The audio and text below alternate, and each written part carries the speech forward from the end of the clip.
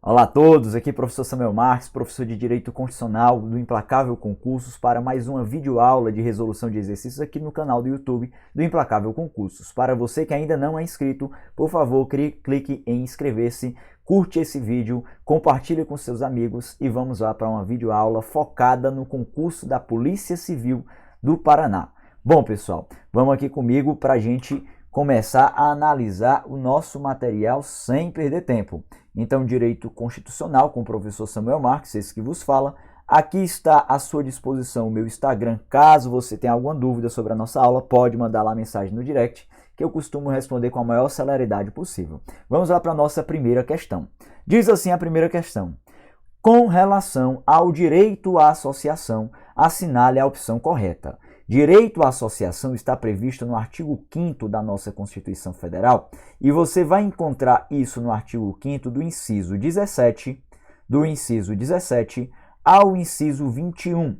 Algumas disposições são importantes e a gente vai analisar inclusive aqui dentre os itens. Mas é interessante a gente lembrar, o inciso 17 fala sobre a liberdade de associação para fins ilícitos vedada de caráter paramilitar. O inciso 18 diz que a criação de associações independe de autorização e é vedada a interferência estatal em seu funcionamento. O inciso 19 diz que tanto para suspender como para dissolver uma associação é necessário que haja decisão judicial, sendo necessário, no caso de dissolução, o trânsito em julgado. No inciso 20, ninguém poderá ser compelido a associar-se ou a permanecer associado. E no inciso 21, fala-se ali sobre a representação processual das associações, em que ela pode representar seus associados, seus filiados, em processos judiciais ou extrajudiciais, desde que seja previamente ali autorizada. Beleza, essas são as disposições no artigo 5º da Constituição sobre os direitos de associação e vamos buscar aqui o nosso item correto, né? Volta aqui comigo. Então, quer que a gente determine qual é a opção correta sobre os direitos de associação. Olha lá comigo o item A. As atividades das associações somente poderão ser suspensas por decisão judicial. Isso aqui está perfeito, tá, pessoal? Essa é a determinação do artigo 5º, inciso 19 da nossa Constituição Federal. Como eu tinha dito para vocês, tanto para dissolver como para suspender é necessário que haja decisão judicial, sendo exigido somente no primeiro caso, que é o caso da dissolução, o trânsito em julgado. Então, para suspender basta uma simples decisão judicial? Sim, tá bom? Está corretíssimo aí o item A, é por isso que você já deve marcar como nosso gabarito da primeira questão. Olha, falou em suspensão, a gente vai falar de uma simples decisão judicial. Agora, se falasse em dissolução, a gente não deveria falar somente em uma simples decisão judicial, mas sim numa decisão judicial transitada em julgado, tá bom? Então, até colocar aqui para vocês, ó, se falar em dissolução, aí o raciocínio é diferente. Vai se exigir algo mais. O que é exigido mais? O trânsito em julgado, tá bom? Aí a gente falaria aqui de decisão judicial, colocar aqui abreviado, decisão judicial transitada em julgado. Então, é importante lembrar, para a suspensão, basta uma simples decisão judicial. Para a dissolução, decisão judicial transitada em julgado. E aqui vai o apelo para que vocês tomem cuidado na hora da prova, tá? A redação do inciso 19, ela pode ser utilizada numa questão e ela pode ser utilizada para lhe confundir. A Constituição diz expressamente assim: as associações somente poderão ser compulsoriamente dissolvidas ou ter suas atividades suspensas por decisão judicial, exigindo-se no primeiro caso, qual é o primeiro caso, hein? A dissolução, o trânsito em julgado. Beleza. Sabe o que é que eles fazem na hora da prova? Eles colocam lá simplesmente a literalidade do texto da Constituição, mas mudam uma palavrinha. Eles dizem: as associações somente poderão ser compulsoriamente dissolvidas ou ter suas atividades suspensas por decisão judicial, exigindo-se, aí eles trocam, ó, no segundo caso, pelo o trânsito em julgado. Se eles trocarem primeiro por segundo, vai estar correto, pessoal? Lógico que não, porque quando ele troca para o segundo caso, aí eu estaria falando sobre a suspensão exigindo o trânsito em julgado, o que não é necessário. Portanto, toma cuidado quanto a isso na hora da sua prova, beleza? Então, item A já pode marcar aí como gabarito da nossa primeira questão. Olha o item B. A liberdade de associação é plena, mesmo para associação de caráter paramilitar, nada disso. O inciso 17 do artigo 5º da nossa Constituição Federal diz que é vedada de caráter paramilitar. é vedada de caráter paramilitar, portanto não devemos marcar esse item como correto. Logicamente, já temos nosso gabarito, que é o item A, mas é importante buscarmos os erros nos demais itens, tá bom? Olha o item C. A criação de associação depende de autorização do poder público. Nada disso. O inciso 18 do artigo 5º da Constituição Federal diz que independe de autorização do poder público e ainda que é vedada a interferência estatal. Bom, é importante que quando você resolva questões, principalmente com questões múltiplas escolhas, é importante que você analise todos os itens para extrair o máximo de conhecimento dessa questão, tá? A nossa ideia aqui não é quantidade, é sim qualidade, e é assim que você deve exercer no seu estudo em casa, beleza? Cuidado com essa disposição. Bom, vamos lá. Item C está falso. Olha o item D. A associação pode prever em seu estatuto hipóteses para compelir, para forçar alguém a permanecer associado. Nada disso, isso aqui é o que dispõe o inciso 20. Ninguém poderá ser compelido a associar-se ou a permanecer associado. E o item E, as associações, ainda quando não autorizadas expressamente, possuem legitimidade para representar seus filiados judicial ou extrajudicialmente. Também está errado, pois, segundo o inciso 21 do artigo 5º da nossa Constituição Federal, as associações podem representar seus filiados judicial ou extrajudicialmente, desde que sejam expressamente autorizadas. Tem que haver a expressa autorização, uma vez que na representação processual estamos falando de agir em nome de outra pessoa e pedir um direito de outra pessoa. Para que eu possa agir em nome de outra pessoa, é necessário que haja a autorização, e é essa a ideia sobre a representação processual das associações. Sendo importante destacar, já que estamos aqui falando sobre isso, para não confundirmos essa noção do inciso 21 do artigo 5º com aquilo que se entende por mandado de segurança coletivo. No mandado de segurança coletivo, as associações legalmente constituídas e em funcionamento há pelo menos um ano podem impetrar com esse mandado de segurança coletivo independentemente de autorização, pois lá não estamos diante de uma representação processual, mas sim diante de uma substituição processual. Na substituição, a gente não vai falar de pedir direito alheio em nome alheio, mas sim pedir direito alheio em nome próprio. Isso é a substituição processual, o que não deve ser compreendido, não deve ser confundido, beleza? Tranquilo quanto a isso? Então, primeira questão, item A de avião, aí conforme o artigo 5º, inciso 19 da nossa Constituição Federal. Passando então para a nossa segunda questão. A Constituição da República Federativa do Brasil, promulgada em 1988, também chamada de Constituição Cidadã, elenca no capítulo 1 do título 2 os direitos e deveres individuais e coletivos. Das opções abaixo, assinale a que é inverídica, ou seja, a errada, não é?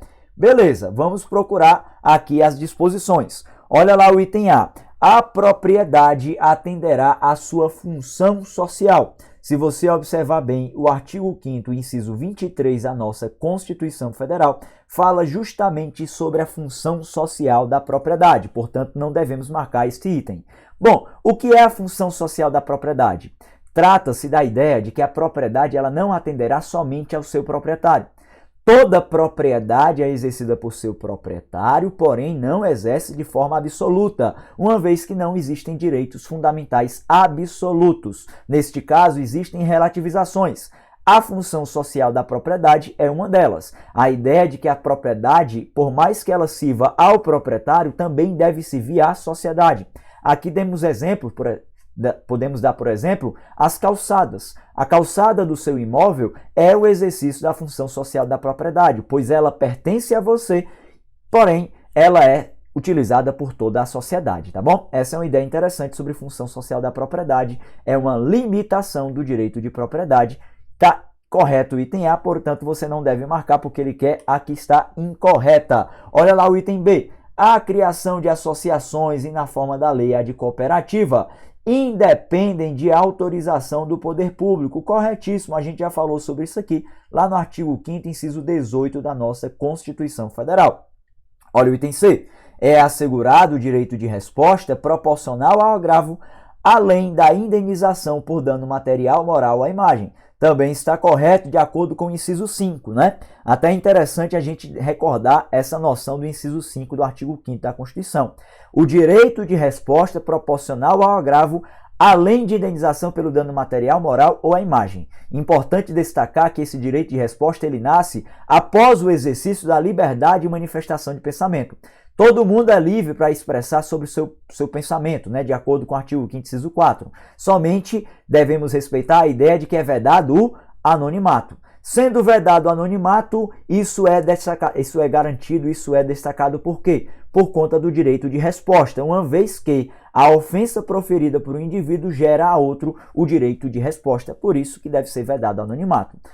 Se você analisar bem, não teria como exercer o direito de resposta se a manifestação tivesse sido exercida de forma anônima, isso seria impossível, né? Portanto, esse é o raciocínio que você deve exercer, tá bom? Artigo 5º, inciso 4 e inciso 5, liberdade de manifestação de pensamento e direito de resposta. Passa aqui comigo agora para o nosso item D. É garantido o direito de propriedade? É sim, está lá previsto no inciso 22, o artigo 5º da nossa Constituição Federal. E olha lá, o item é: a lei não retroagirá, salvo em benefício do réu. Bom, pessoal, presta atenção bem nesse dispositivo. Quando você observa o artigo 5º, inciso 40 da nossa Constituição Federal, lá fala expressamente: a lei penal não retroagirá, salvo em benefício do réu. Agora olha aqui comigo novamente. A lei não retroagirá. Que lei é essa que ele está querendo se referir, hein, pessoal? Logicamente, nós devemos observar a lei penal. E aqui vem um raciocínio interessante que você deve exercer na sua prova. Somente pode retroagir em benefício do réu a lei penal. Se eu falo lei de forma geral, se eu falo lei de forma abstrata, a gente estaria falando qualquer legislação brasileira, o que não é verdade. Somente pode retroagir a lei penal, é essa a ideia que você deve levar para a sua prova. Então, esse é o item que nós devemos marcar. Isso realmente está errado. Não está correto o item E. Você deve marcá-lo como gabarito da nossa segunda questão. Uma vez que não é a lei qualquer, e sim a lei penal, tá bom, pessoal? Lei penal, é isso que você deve observar de acordo com o que determina o artigo 5º, inciso 40 da nossa Constituição Federal. Bom, somente a lei penal é que pode retroagir em benefício do réu, de acordo com o princípio da não retroatividade da norma penal, excepcionado por essa ideia de benefício do réu, isso para a norma penal.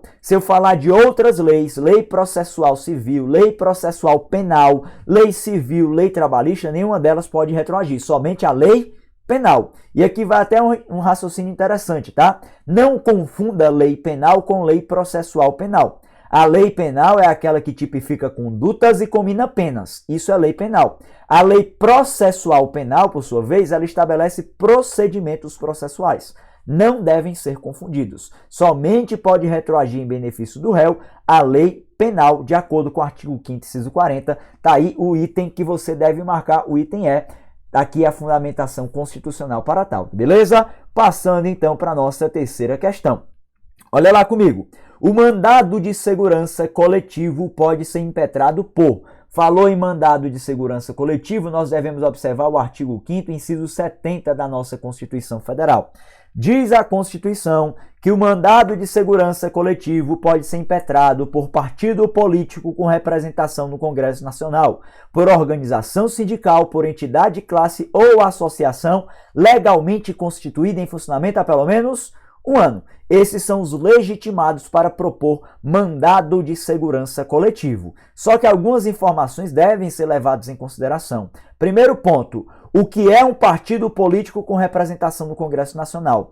Como se dá a representação no Congresso Nacional? Aí é que você vai ter que compreender, tá? Representação no Congresso Nacional se dá mediante uma representação mínima de um deputado federal ou um senador. É assim que se dá a representação no Congresso Nacional, pelo menos com um deputado federal ou um senador, beleza? Esse é um ponto importante que você deve lembrar. E quando eu falo em legalmente constituído em funcionamento há pelo menos um ano, isso somente se aplica às associações. Não vai ser aplicado às organizações sindicais nem às entidades de classe, beleza? Tranquilo? Então vem aqui comigo. Então, pode ser impetrado pela mesa da Câmara dos Deputados. Nada disso, tem nada a ver conforme o que diz o artigo 5º, inciso 70. Olha o item B. pelo partido político com um deputado federal e um senador.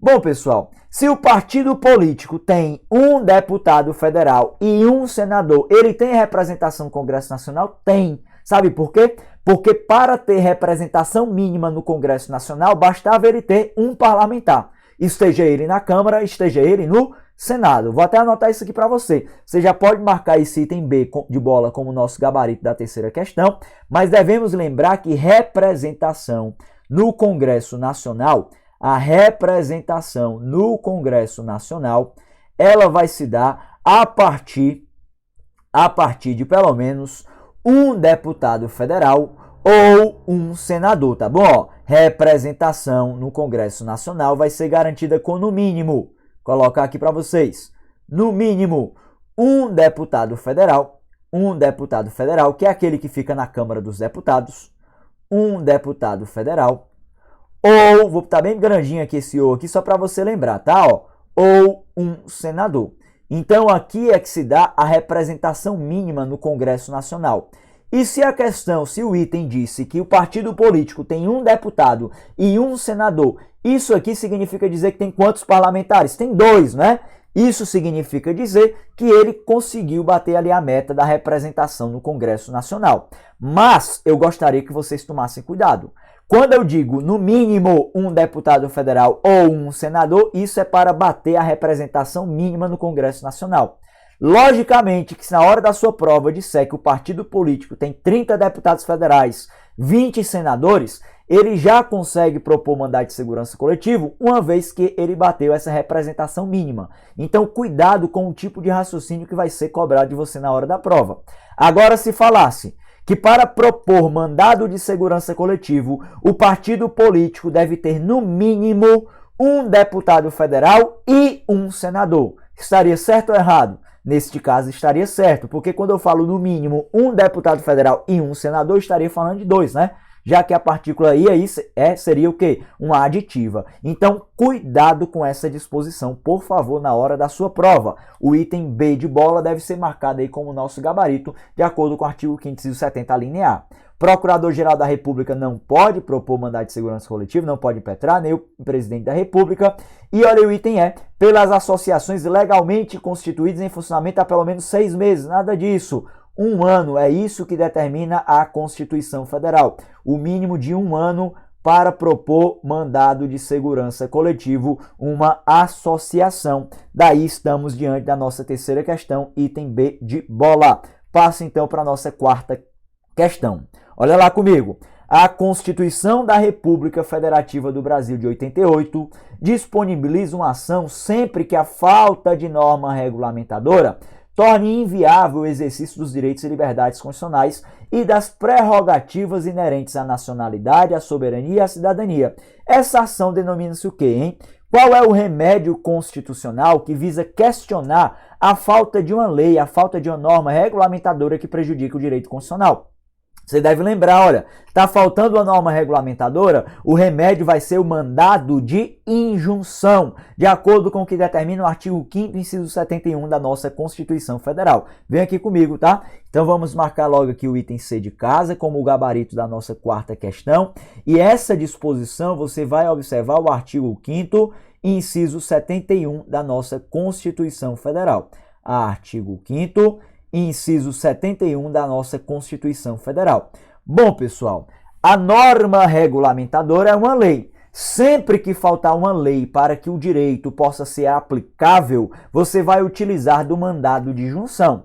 Sendo importante lembrar que naquela noção de eficácias das normas constitucionais, a norma constitucional que precisa de complementação legal, ou seja, a norma constitucional que pode ser prejudicado pela falta de norma regulamentadora, seria a norma constitucional de eficácia limitada, beleza? Vou até colocar essa informação aqui, ó. Naquela classificação de José Afonso da Silva, a norma constitucional que poderia ser prejudicada pela falta de norma regulamentadora é a norma de eficácia limitada. Eu estou colocando essa informação aqui para vocês porque já caiu em prova dizendo que sempre que um direito constitucional de eficácia contida ou de eficácia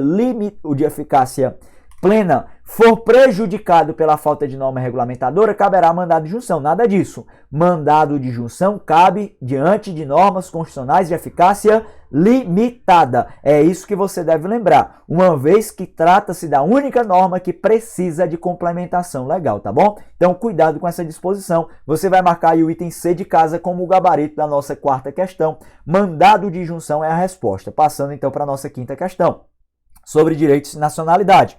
Olha lá, ó. São cargos privativos de brasileiros natos.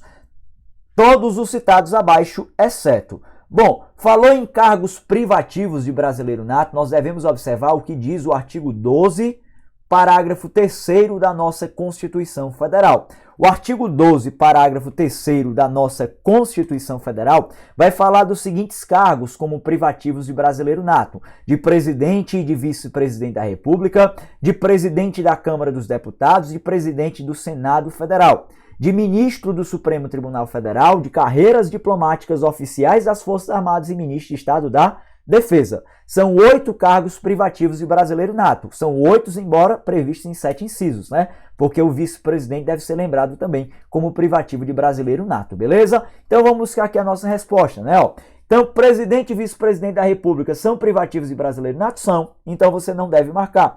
Presidente da Câmara dos Deputados Federais também deve ser, né? Presidente do Senado Federal também. Presidente do Supremo Tribunal Federal. Ah, professor, a Constituição fala ministro do Supremo Tribunal Federal, mas perceba, o presidente, ele é ou não é ministro do Supremo Tribunal Federal também, hein? Ele é ministro do Supremo Tribunal Federal, portanto, você não deve marcar, tá bom isso aqui? E olha agora comigo, o ministro de Estado. Ah, mas o inciso 7 do artigo 12, parágrafo 3º, fala ministro de Estado da Defesa. Tudo bem, só que aí eu pergunto para vocês, só existe o ministro de Estado da Defesa, é?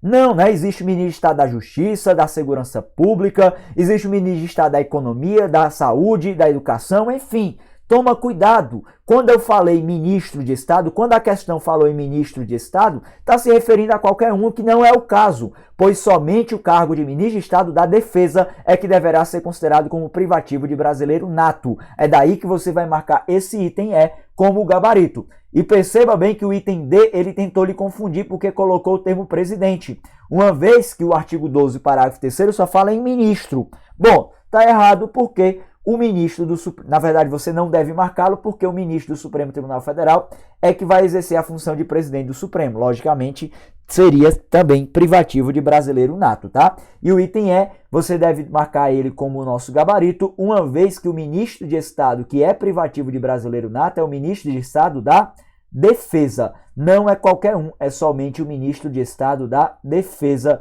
É essa a disposição que você deve tomar cuidado. Inclusive, até para lhe ajudar, existe um bizu que as pessoas costumam lembrar na hora da prova para definir os cargos privativos de brasileiro nato. É o bizu do mp3.com, tá, pessoal? M de ministro do Supremo Tribunal Federal, P3 de presidente da República, presidente da Câmara, presidente do Senado, C de carreiras diplomáticas, O de oficiais das Forças Armadas e M de ministro de Estado da Defesa. Se você quiser utilizar desse bizu para lembrar na hora da prova sobre os cargos privativos de brasileiro nato, fique à vontade porque vai acabar lhe ajudando, né?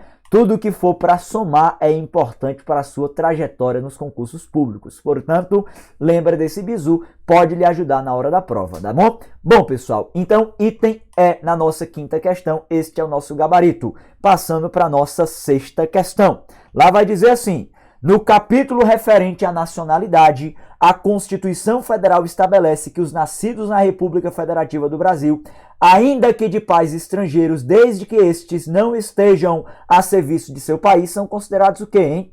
Nesse caso, você deve observar o que dispõe o artigo 12, inciso 1 da nossa Constituição Federal. O artigo 12, inciso 1 da nossa Constituição Federal, ele vai falar dos famosos brasileiros natos, tá bom? Aqueles que têm por origem a nacionalidade brasileira, que têm a nacionalidade originária brasileira. Essa situação de forma específica está na linha A. Você percebe que lá no artigo 12, inciso 1, existem 3 alíneas. E é até interessante a gente definir que a nacionalidade originária, a ideia de que o indivíduo é considerado brasileiro nato, é definido mediante dois critérios adotados pela nossa Constituição Federal. Existe o critério do jus solis, existe o critério do jus sanguinis. Já ouviram falar sobre isso? O critério do jus solis é aquele que define a nacionalidade a partir do local do nascimento. Então, se você observar, em regra, quem nasce no Brasil deve ser considerado o quê? Brasileiro nato. Isso é a aplicação do critério do jus solis na nossa Constituição Federal. É por isso que você vai dizer que os estrangeiros nascidos no Brasil, ainda que de pais estrangeiros, desde que não estejam a serviço do seu país, serão considerados brasileiros natos. É daí que você deve marcar aqui comigo, tá? O item A como o gabarito da nossa sexta questão. A linha A do artigo 12, inciso 1, ela trata do famoso critério do jus solis. Você vai lembrar que, em regra, nasceu no Brasil, é brasileiro nato. Qual é a única exceção? É quando o indivíduo for filho de pais estrangeiros e esses pais estiverem a serviço de seu país, tá bom? Agora, se não estiverem a serviço de seu país, vai ser brasileiro nato. Aí a linha B, pessoal, ela fala sobre os nascidos no estrangeiro, filho de pai ou mãe brasileira, desde que qualquer deles esteja a serviço de seu país. Ali a gente está falando do critério do jus sanguinis, uma vez que o que vai definir a nacionalidade lá na linha B do artigo 12, inciso 1, é a relação de parentesco, tá bom? Então toma cuidado com essa noção. A nossa Constituição adota o critério do jus solis, em regra quem nasce no Brasil é brasileiro, salvo quando for filho de estrangeiro e o pai estiver a serviço de seu país, e a gente também traz as situações da aplicação do critério do jus sanguinis. Nascido no estrangeiro, filho de pai ou mãe brasileira, desde que esteja a serviço da República Federativa do Brasil, qualquer um deles, a gente vai falar que é o critério do jus sanguinis. E a linha C, que diz que os nascidos no estrangeiro, filho de pai ou de mãe brasileira, desde que seja registrado em repartição brasileira competente ou venha a residir na República Federativa do Brasil e opte a qualquer tempo após a maioridade pela nacionalidade brasileira, também vai ser considerado pelo critério do jus sanguinis, tá bom? Essa é a linha C do artigo 12, inciso 1. Então, o critério do jus sanguinis é aplicado aqui pela nossa Constituição Federal, tanto na linha A, a linha B, quanto na linha C do artigo 12, inciso 1. Eu estou estabelecendo isso aqui para vocês só para que vocês lembrem a lógica constitucional. Acaba facilitando na hora da sua prova, né? Passando então para a nossa sétima questão. Segundo a Constituição Federal, é vedada a cassação dos direitos políticos, admitindo-se a suspensão no caso de... Bom, pessoal, aqui você deve observar o que dispõe o artigo 15 da nossa Constituição Federal. Artigo 15 da Constituição Federal. Lá diz a Constituição expressamente que é vedada a cassação dos direitos políticos, podendo haver a perda ou a suspensão nos casos de... São 5 casos lá narrados e eu quero logo adiantar para vocês. Para efeitos de concurso público, só existe um caso de perda e os outros 4 são de suspensão, tá? Embora o inciso 4 do artigo 15 da Constituição Federal, ele seja alvo de algumas dúvidas doutrinárias. Alguns autores dizem que é hipótese de perda, outros dizem que é hipótese de suspensão. Mas eu tenho que adiantar a vocês que as bancas de concurso público costumam adotar a regra que é uma hipótese de suspensão, tá? Essa é a regra. Mas vamos analisar um ponto interessante. Artigo 15 da Constituição Federal fala que é vedada a cassação dos direitos políticos, cuja perda ou suspensão só se dará nos casos de... Inciso 1 vai falar o cancelamento da naturalização por decisão judicial transitada em julgado. Neste caso, pessoal, estamos diante de uma hipótese de perda dos direitos políticos, uma vez que cancelando a naturalização e transitando em julgado, haverá uma situação definitiva. Temos também no inciso 2 a incapacidade civil absoluta, com hipótese de suspensão. No inciso 3 falamos de uma condenação criminal transitada em julgado, enquanto durarem seus efeitos.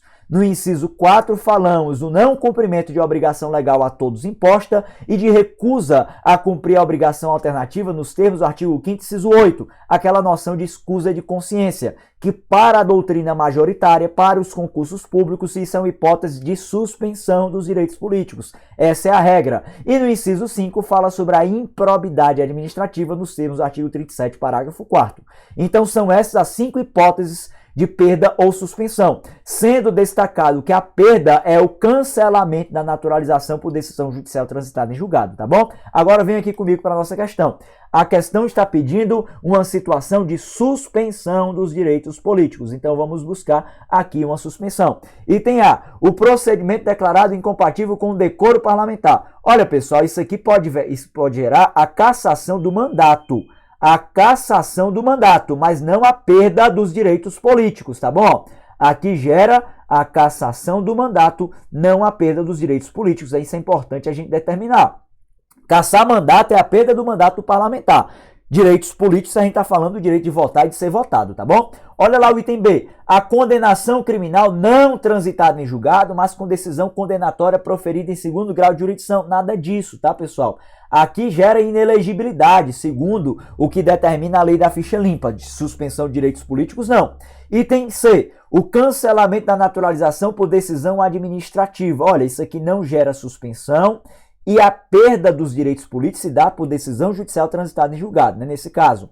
Item D, a ausência de prestação de contas à Justiça Eleitoral, também não. E olha o item E, a incapacidade civil absoluta, correto, de acordo com o inciso 2 do artigo 15 da nossa Constituição Federal, tranquilo? Então você deve observar bem na sua prova o que dispõe o artigo 15 da Constituição sobre perda ou suspensão dos direitos políticos e você deve lembrar que para efeitos de concurso público, somente o inciso 1 é que em regra é tratado como hipótese de perda. O inciso 4, que fala do não cumprimento de obrigação legal a todos imposta e de recusa a cumprir a obrigação alternativa nos termos fixados no artigo 5º, inciso 8, isso em regra é tratado como suspensão dos direitos políticos, beleza? Então só essas informações importantes para a sua prova, passando então para a nossa próxima questão.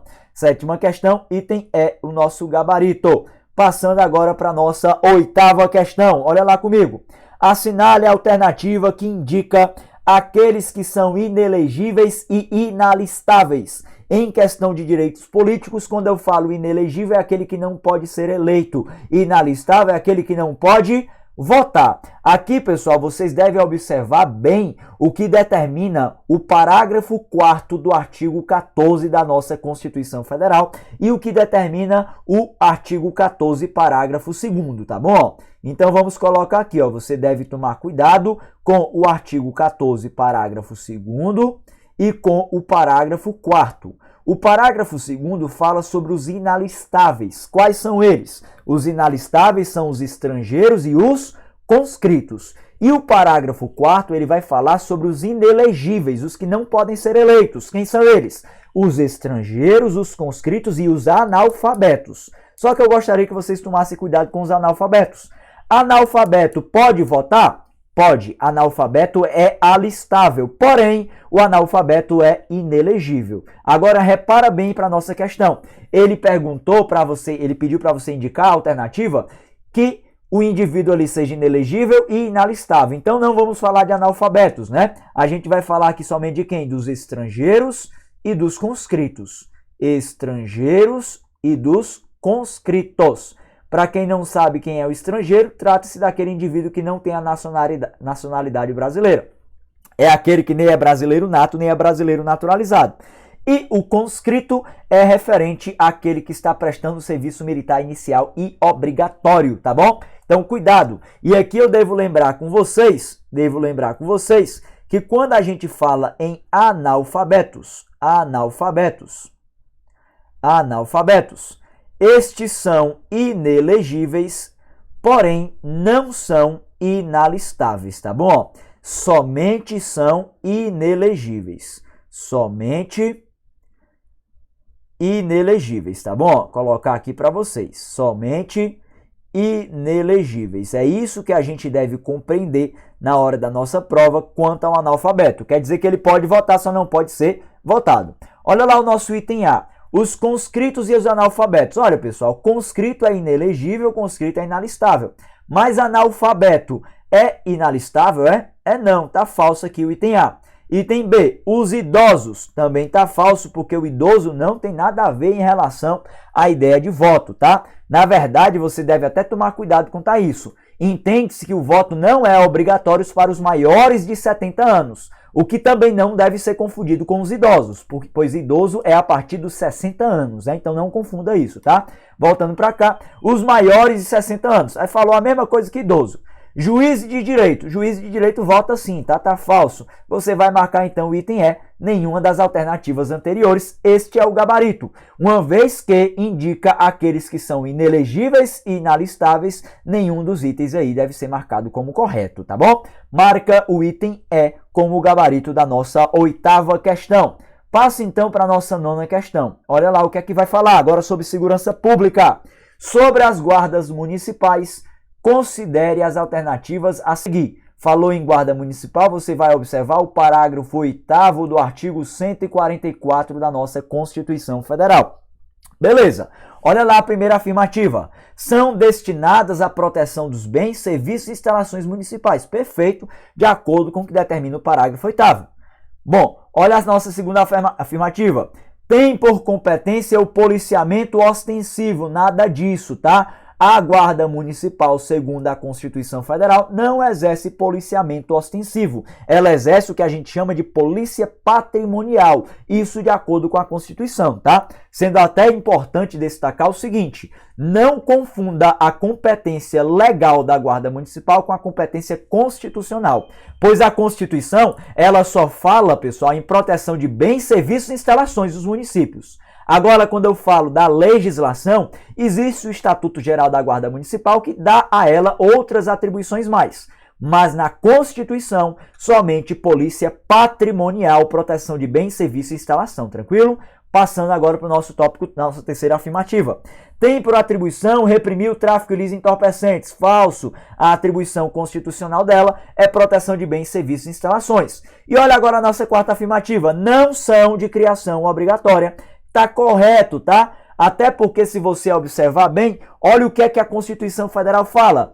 Os municípios poderão constituir guardas municipais. Os municípios poderão. Poder não é dever. Poder é uma possibilidade. Você deve entender, então, que os municípios só criam se quiser essa guarda municipal. Portanto, ela não é de criação obrigatória. É daí que você vai entender que tanto a primeira afirmativa como a quarta afirmativa estão corretas. É daí que você vai marcar o item B de bola como o gabarito da nossa questão, tá bom? Passando então agora para a nossa 10ª questão. De acordo com a Constituição da República de 88, qual o órgão responsável pela função de polícia ostensiva? A polícia ostensiva é aquela que atua na prevenção de delitos, tá bom, pessoal? Prevenção de delitos. Ela serve para prevenir a prática de delitos. Isso é atividade de polícia ostensiva. A Polícia Civil exerce atividade de polícia ostensiva? Não. Conforme a Constituição Federal, a Polícia Civil exerce atividade de polícia judiciária. Beleza. Olha o item B, a Guarda Municipal. Como eu disse para vocês, a Guarda Municipal não exerce nem polícia ostensiva, nem polícia judiciária. Ela exerce polícia patrimonial. Essa é a competência constitucional. Item C, a Força Nacional de Segurança Pública. Olha, Força Nacional de Segurança Pública, nem órgão de segurança pública é, tá? E olha o item D, a Polícia Federal. Polícia Federal exerce atividade de polícia ostensiva? Exerce, tá, pessoal? A Polícia Federal, ela tanto exerce atividade de polícia ostensiva, como exerce também atividade de polícia judiciária. E, inclusive, eu gostaria até que vocês anotassem essa informação. Segundo a Constituição Federal, o único órgão que exerce as duas atividades de polícia é a Polícia Federal.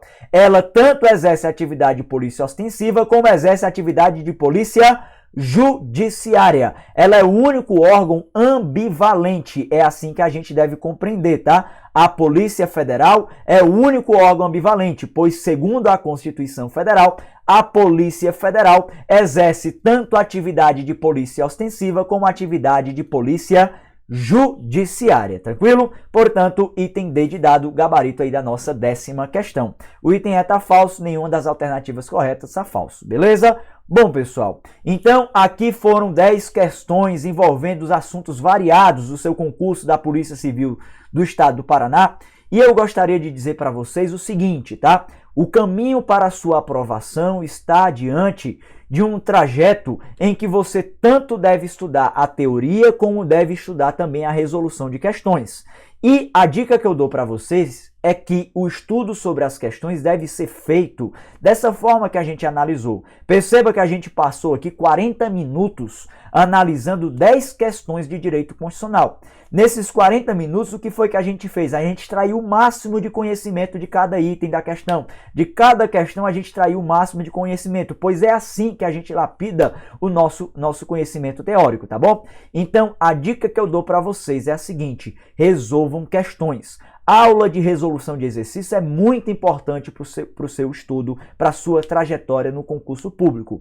É daí também que eu vou dar uma outra dica para vocês. O Implacável Concursos está ofertando para a Polícia Civil do Estado do Paraná, assim como para outros concursos, como Polícia Militar do Estado do Paraná, Guarda Municipal de Bombinhas, enfim, para vários concursos públicos de área policial, nós estamos ofertando cursos preparatórios sobre questões de concursos públicos. E a gente vai seguir nessa mesma pegada aqui estabelecida nesta videoaula gratuita que está sendo ofertada para vocês aqui no YouTube. Para quem gostou dessa aula, por favor, se inscreva no canal, curta esse vídeo, comenta lá, compartilha com seus amigos, é gratuito. E para você que quer aprofundar mais ainda no seu conteúdo programático, acesse o site do Implacável Concursos, que está aqui na descrição deste vídeo. Adquira o nosso curso para a Polícia Civil do Paraná, para a Polícia Militar do Paraná, para a Guarda Municipal de Bombinhas, enfim, adquira o seu curso preparatório e tenha certeza de que serão ferramentas importantíssimas para a sua aprovação. Eu gostaria de dizer a todos que foi um prazer estar aqui com vocês e antes de terminarmos nossa aula, eu quero só deixar aqui à sua disposição mais uma vez as minhas redes sociais, tá? Meu Instagram. Você pode mandar mensagem lá pelo direct para @profsamuelmarques lá no meu Instagram, que eu costumo responder com a maior celeridade possível qualquer dúvida proveniente aí da nossa matéria, beleza? Eu sou professor Samuel Marques, mais uma vez foi um prazer estar aqui com vocês e contem sempre conosco do Implacável Concursos. Forte abraço e até mais!